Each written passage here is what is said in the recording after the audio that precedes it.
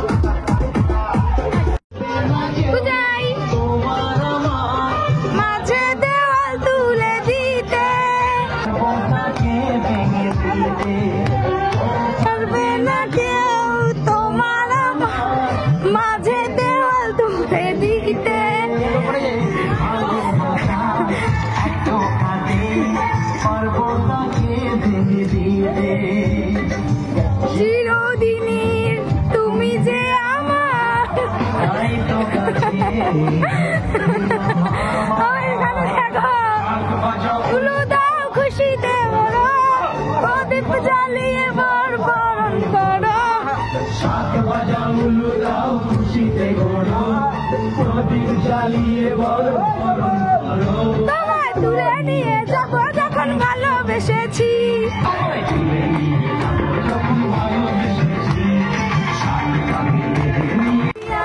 সবাই no tension no চিন্তা, পাইছো জীবনে দারুণ এখন বলা বলা তো নয় আগুনেরই গোলা রে, বলা তো নয় আগুনেরই গোলা, বলা তো নয় সে তো আগুনেরই গোলা রে। বন্ধু যখন বলবে আমার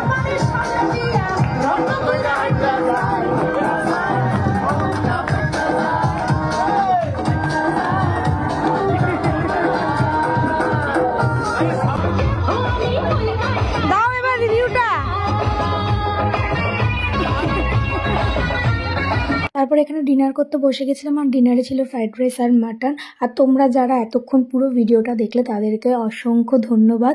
আর যারা এখনো চ্যানেলটাকে সাবস্ক্রাইব করোনি করে দিও। দেখা হবে নেক্সট ভিডিওতে। বাই।